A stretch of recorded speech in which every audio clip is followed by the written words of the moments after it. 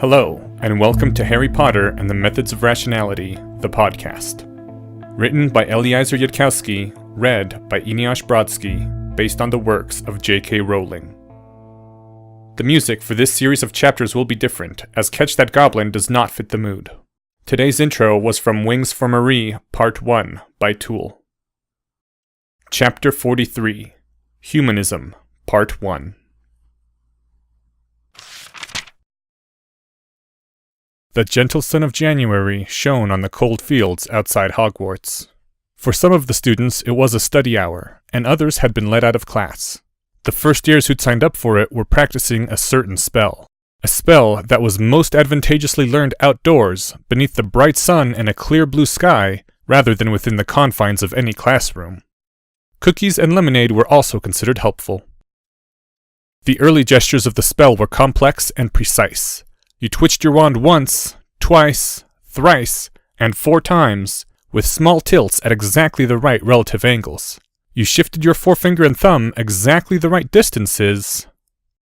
The ministry thought this meant it was futile to try and teach anyone the spell before their 5th year.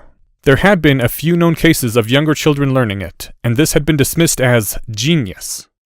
It might not have been a very polite way of putting it, but Harry was beginning to see why Professor Quirrell had claimed that the Ministry Committee of Curriculum would have been of greater benefit to wizard kind if they had been used as landfill.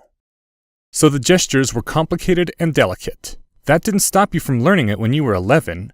It meant you had to be extra careful and practice each part for a lot longer than usual. That was all. Most charms that could only be learned by older students were like that because they required more strength of magic than any young student could muster. But the Patronus charm wasn't like that. It wasn't difficult because it needed too much magic. It was difficult because it took more than mere magic. It took the warm, happy feelings that you kept close to your heart, the loving memories, a different kind of strength that you didn't need for ordinary spells. Harry twitched his wand once, twice, thrice, and 4 times, shifted his fingers exactly the right distances. Good luck at school, Harry. Do you think I bought you enough books? You can never have enough books, but you certainly tried. It was a really good try. It had brought tears to his eyes the first time Harry had remembered and tried to put it into the spell. Harry brought the wand up and around and brandished it, a gesture that didn't have to be precise, only bold and defiant. "Expecto Patronum!" cried Harry. Nothing happened. Not a single flicker of light. When Harry looked up, Remus Lupin was still studying the wand, a rather troubled look on his faintly scarred face. Finally, Remus shook his head. "I'm sorry, Harry," the man said quietly. "Your wand work was exactly right." And there wasn't a flicker of light anywhere else either, because all the other first years who were supposed to be practicing their Patronus charms had been glancing out of the corners of their eyes at Harry instead. The tears were threatening to come back into Harry's eyes, and they weren't happy tears. Of all the things, Harry had never expected this. There was something horribly humiliating about being informed that you weren't happy enough. What did Anthony Goldstein have inside him that Harry didn't, that made Anthony's wand shine with that bright light? Did Anthony love his own father more? "What thought were you using to cast it?" "My father," Harry said, his voice trembling. "I asked him to buy me some books before I came to Hogwarts, and he did, and they were expensive. And then he asked me if they were enough." Harry didn't try to explain about the Varys family motto. "Take a rest before you try a different thought, Harry." He gestured toward where some of the other students were sitting on the ground, looking disappointed, or embarrassed, or regretful. "You won't be able to cast a Patronus charm while you're feeling ashamed of not being grateful enough." There was a gentle compassion in Mr. Lupin's voice, and for a moment, Harry felt like hitting something. Instead, Harry turned around and stalked to where the other failures were sitting. The other students whose wand work had also been proclaimed perfect, and who were now supposed to be searching for happier thoughts. By the looks of them, they weren't making much progress. There were many robes there trimmed in dark blue, and a handful of red, and one lone Hufflepuff girl who was still crying. The Slytherins hadn't even bothered showing up, except for Daphne Greengrass and Tracy Davis, who were still trying to get the gestures. Harry plopped down on the cold, dead grass of winter next to the student whose failure had surprised him the most. So you couldn't do it either, Hermione said. She'd fled the field at first, but she'd come back after that, and you had to look closely at her reddened eyes to see that she'd been crying. I'd probably feel a lot worse about that if you hadn't failed. You're the nicest person I know that I've ever met, Hermione, and if you also can't do it, it means I might still be good. I should have gone to Gryffindor. Hermione whispered. She blinked hard a few times, but she didn't wipe her eyes.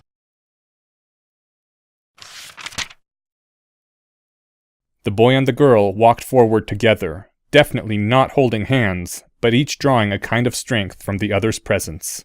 Something that let them ignore the whispers of their yearmates as they walked through the hallway approaching the great doors of Hogwarts. Harry hadn't been able to cast the Patronus charm no matter what Happy thought he'd tried. People hadn't seemed surprised by that, which made it even worse. Hermione hadn't been able to do it either. People had been very surprised by that, and Harry had seen her starting to get the same sidelong looks as him. The other Ravenclaws who'd failed weren't getting those looks, but Hermione was the Sunshine General, and her fans were treating it like she'd failed them somehow, like she'd betrayed a promise she'd never made.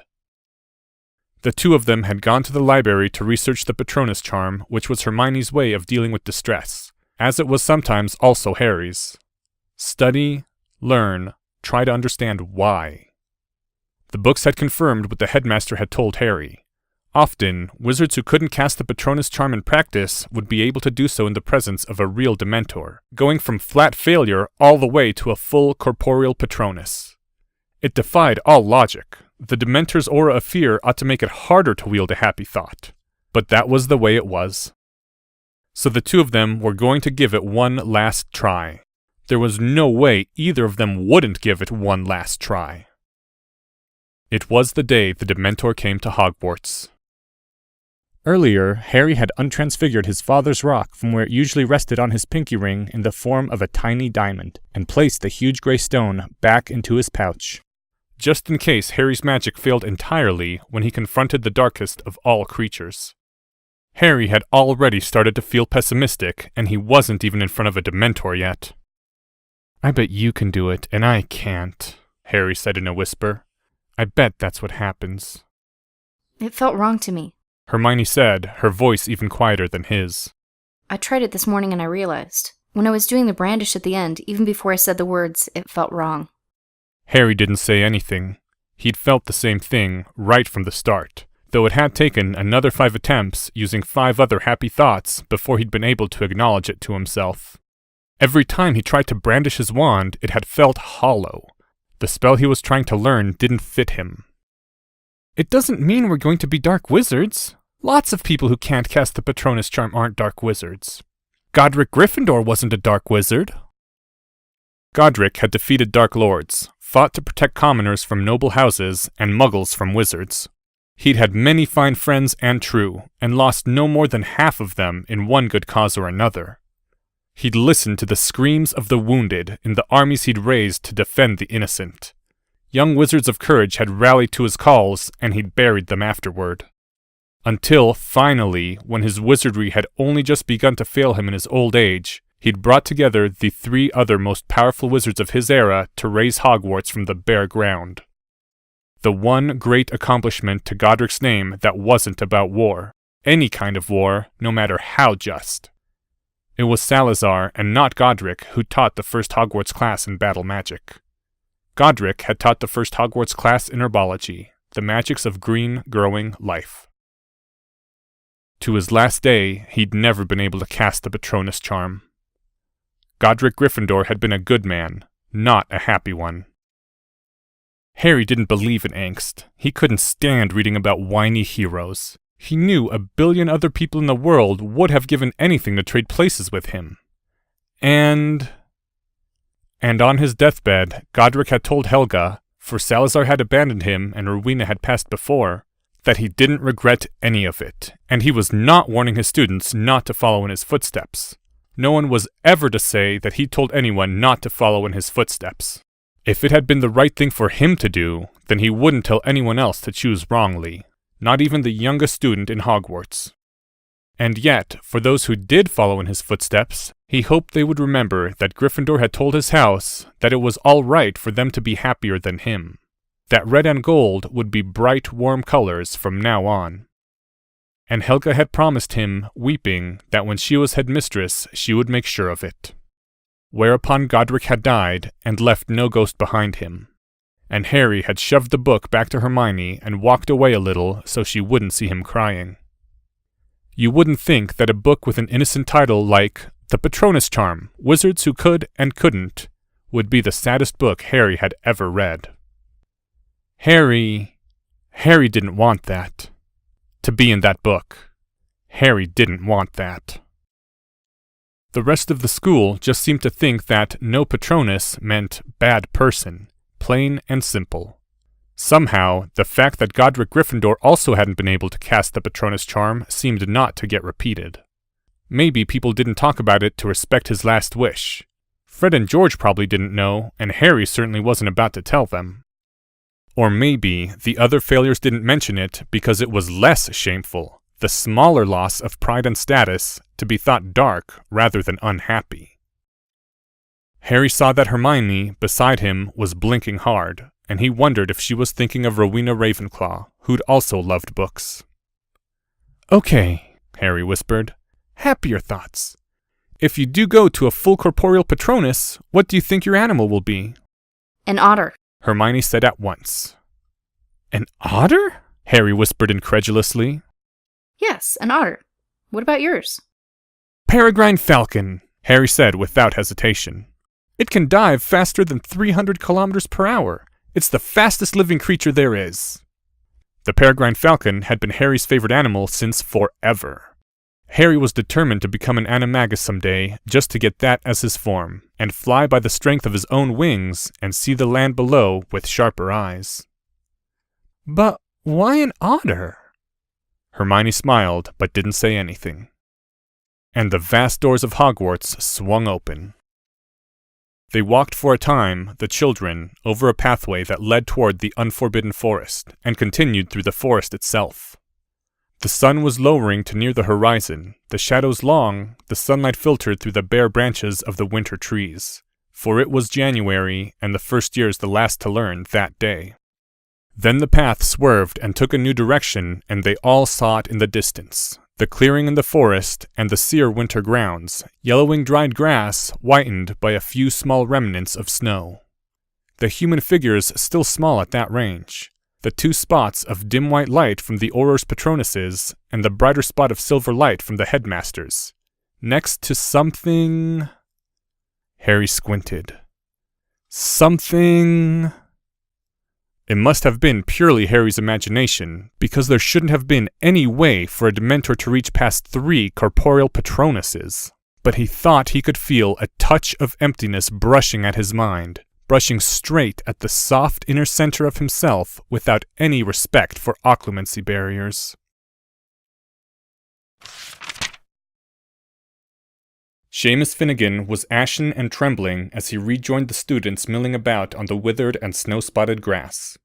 Seamus's Patronus charm had been successful, but there was still that interval between when the headmaster dispelled his own Patronus and when you were supposed to cast your own, when you faced the Dementor's fear unshielded.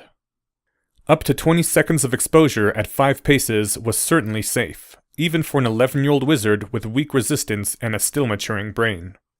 There was a lot of variance in how hard the Dementor's power hit people, which was another thing not quite understood, but 20 seconds was definitely safe.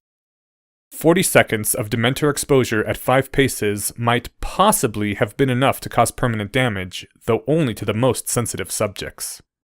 It was harsh training, even by the standards of Hogwarts, where the way you learned to fly on a hippogriff was by being tossed on one and told to get going. Harry was no fan of overprotectiveness, and if you looked at the difference in maturity between a 4th year in Hogwarts and a 14-year-old Muggle, it was clear that Muggles were smothering their children. But even Harry had started to wonder if this was pushing it. Not every hurt could be healed afterward. But if you couldn't cast the spell under those conditions, it meant you couldn't rely on using the Patronus charm to defend yourself. Overconfidence was even more dangerous to wizards than to muggles. Dementors could drain your magic and your physical vitality, not just your happy thoughts, which meant you might not be able to apparate away if you waited too long, or if you didn't recognize the approaching fear until the Dementor was within range for its attack. During his reading, Harry had discovered with considerable horror that some books claimed the Dementor's kiss would eat your soul, and that this was the reason for the permanent mindless coma into which it put the victims. And that wizards who believed this had deliberately used the Dementor's kiss to execute criminals. It was a certainty that some called criminals were innocent, and even if they weren't, destroying their souls? If Harry had believed in souls, he would have drawn a blank. He just couldn't think of an appropriate response to that. The headmaster was taking security seriously, and so were the 3 Aurors standing guard. Their leader was an Asianish-looking man, solemn without being grim, Auror Komodo, whose wand never left his hand. His Patronus, an orangutan of solid moonlight, paced back and forth between the Dementor and the first years awaiting their turn. Beside the orangutan moved the bright white panther of Auror Butnaru, a man with a piercing gaze, long black hair in a ponytail, and a long braided goatee. Those 2 Aurors and their 2 Patronuses were all watching the Dementor. On the opposite side of the students was the resting Auror Gorianoth, tall and thin and pale and unshaven, sitting back on a chair he'd conjured without word or wand, and maintained an absent-minded poker face as he scanned the entire scene. Professor Quirrell had shown up not long after the first years began their attempts, and his eyes never strayed far from Harry. The tiny Professor Flitwick, who'd been a champion duelist, was fiddling absently with his wand, and his eyes, peering out from within the huge puffy beard that served as his face, stayed focused on Professor Quirrell. And it must have been Harry's imagination, but Professor Quirrell seemed to wince slightly each time the headmaster's Patronus winked out to test the next student. Maybe Professor Quirrell was imagining the same placebo effect as Harry, that backwash of emptiness caressing at his mind. "Anthony Goldstein!" called the voice of the headmaster. Harry quietly walked toward Seamus, even as Anthony began to approach the shining silver phoenix and whatever it was beneath the tattered cloak. "What did you see?" Harry asked Seamus in a low voice. A lot of students hadn't answered Harry when he tried to gather the data, but Seamus was Finnegan of Chaos, one of Harry's lieutenants. Maybe that wasn't fair, but... "Dead," said Seamus in a whisper. "Greyish and slimy, dead and left in water for a while." Harry nodded.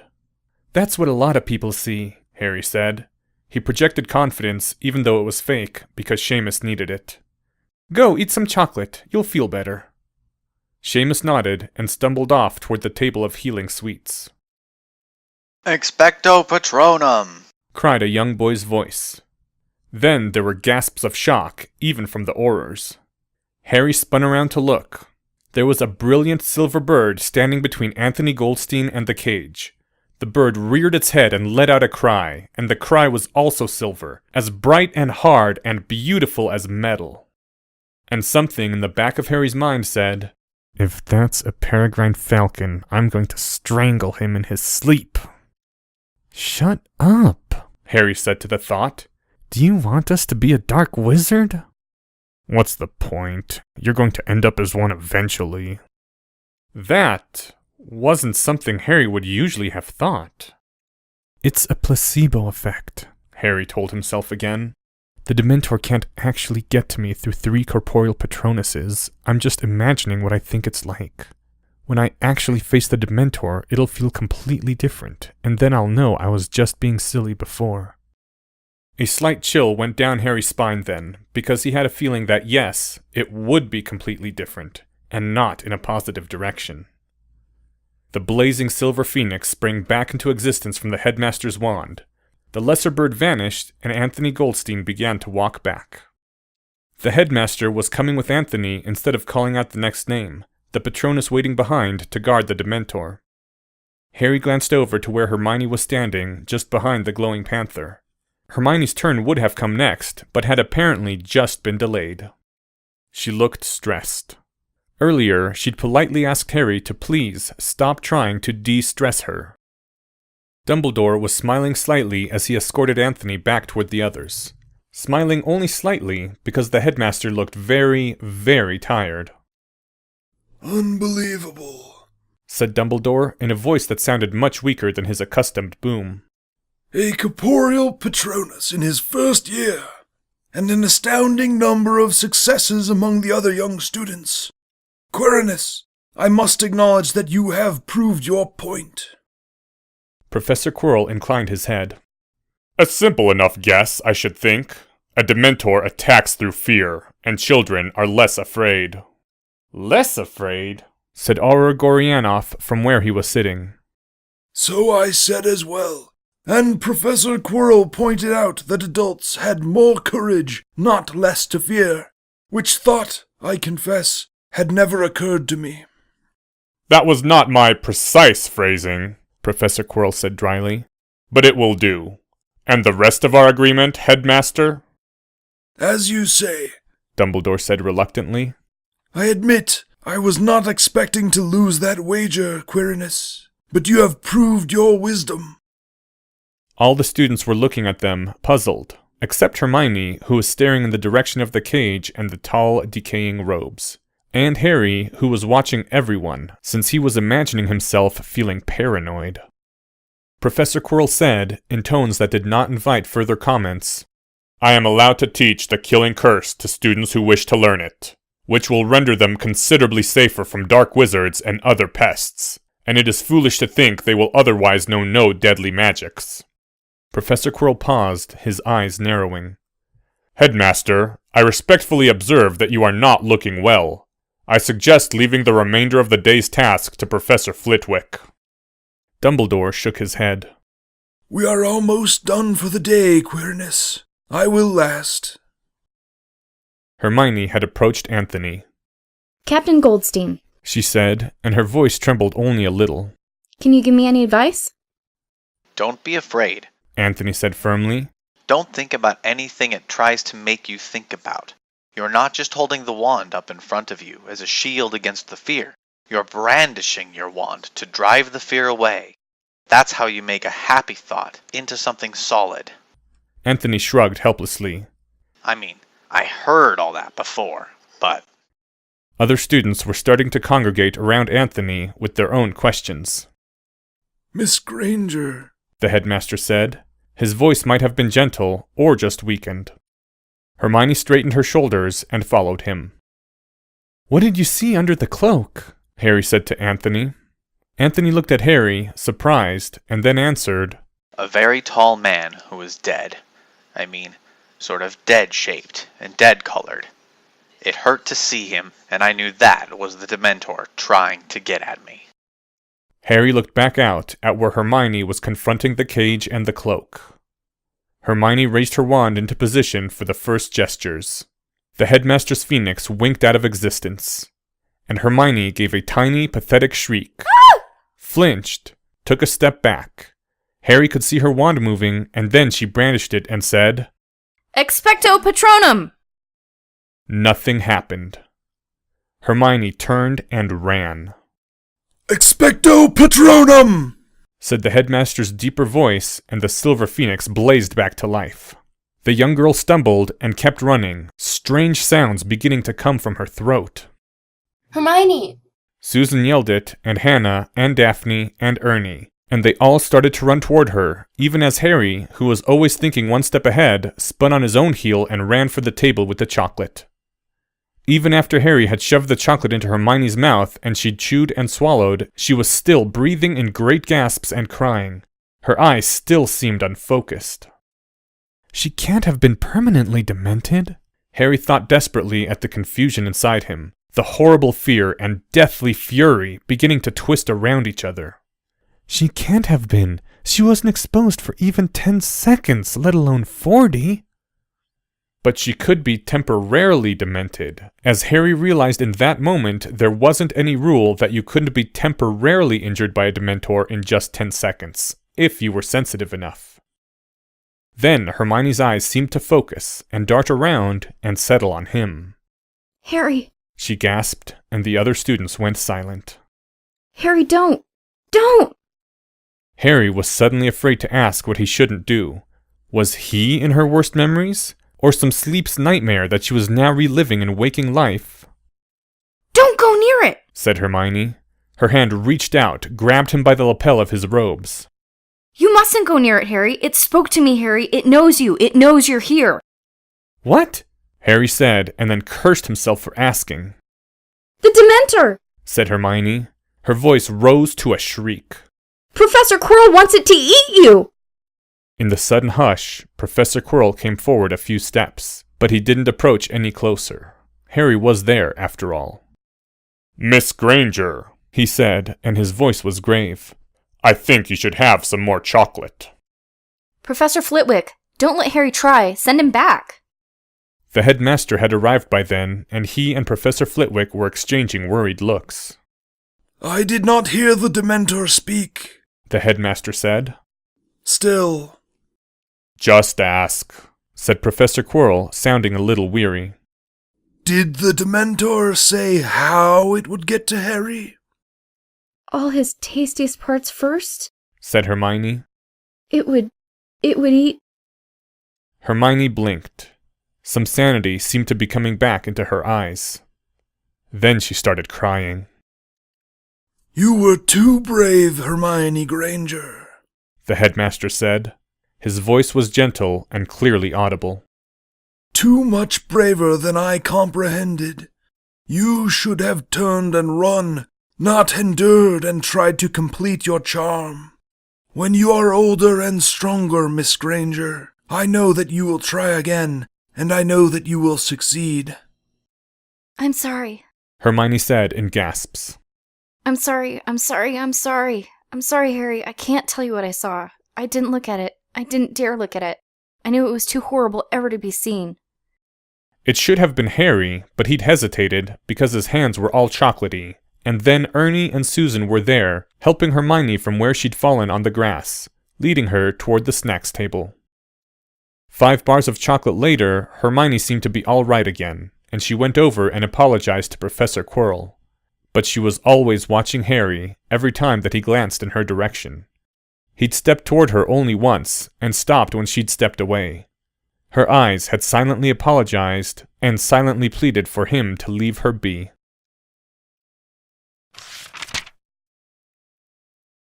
Neville Longbottom had seen something dead and half-dissolved, oozing and running with a face like a squashed sponge.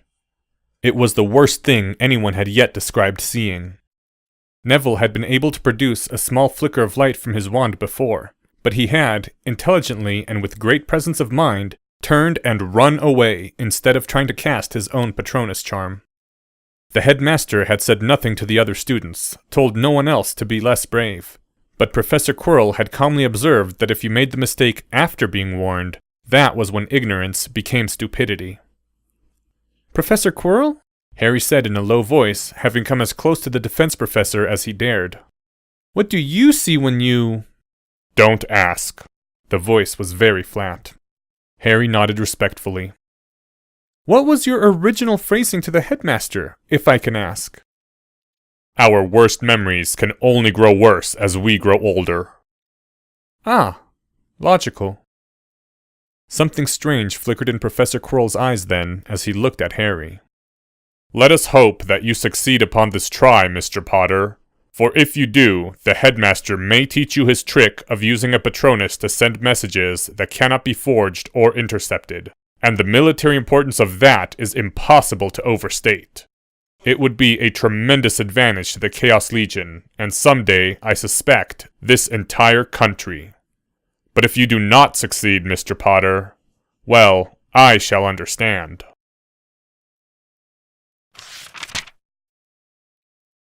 Morag McDougal had said in a wavering voice, Ouch!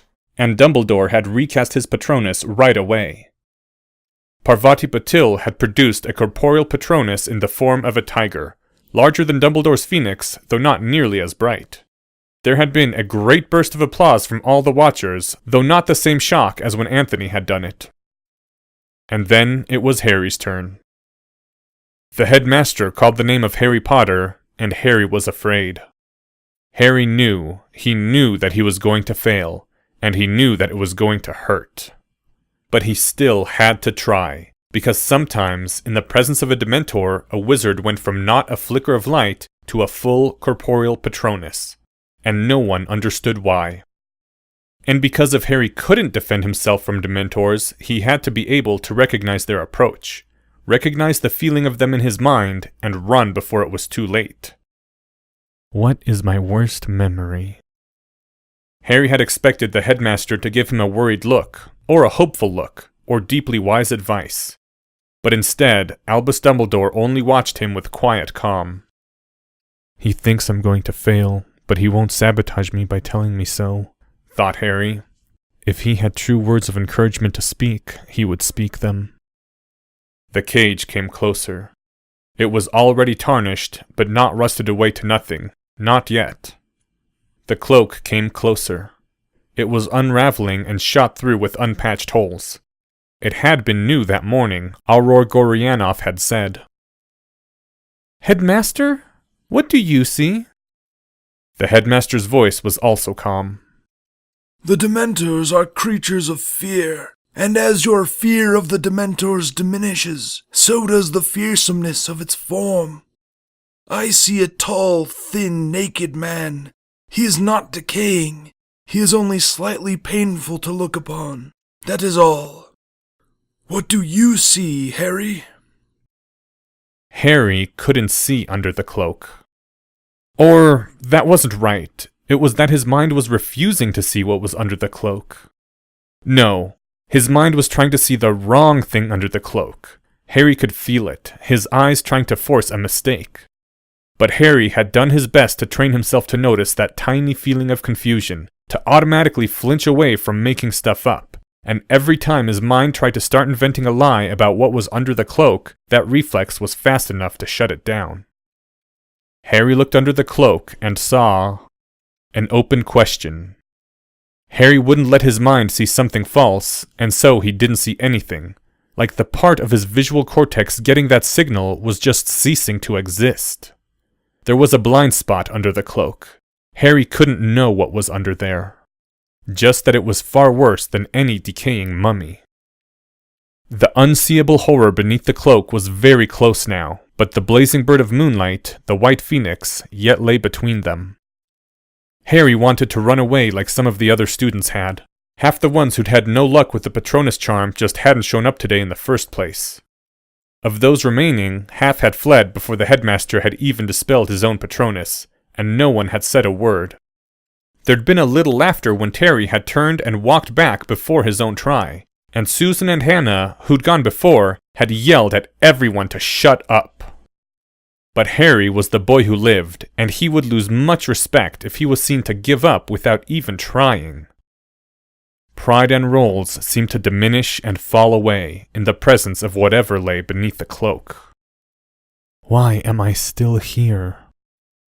It wasn't the shame of others thinking him cowardly that kept Harry's feet in place. It wasn't the hope of repairing his reputation that brought up his wand.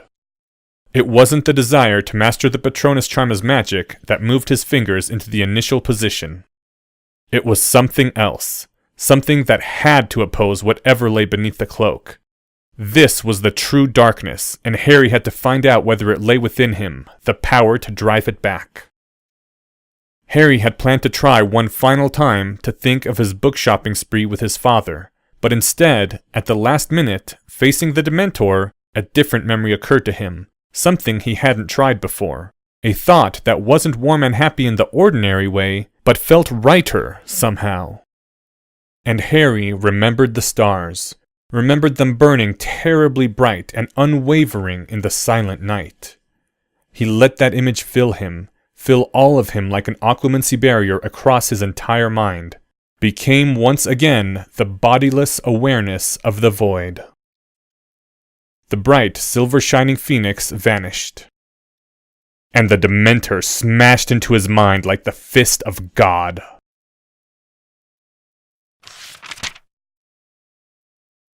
End first half of chapter 43.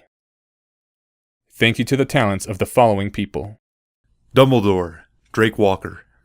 Hermione Granger, Anonymous. Remus Lupin, Alan Hogan. Anthony Goldstein, read by Seth Morrigan. The original text for this chapter can be found at fanfiction.net, or by Googling Harry Potter and the Methods of Rationality, and there is also a link included in this file's description. Recordings, questions, and comments can be sent to hpmorpodcast@gmail.com. If you enjoy this podcast, please help spread the word at your social forum of choice. If you're interested in learning more about the art of rationality, please visit lesswrong.com, an online community of aspiring rationalists founded by Eliezer Yudkowsky. Thank you for listening. Come back next week for the continuation of humanism.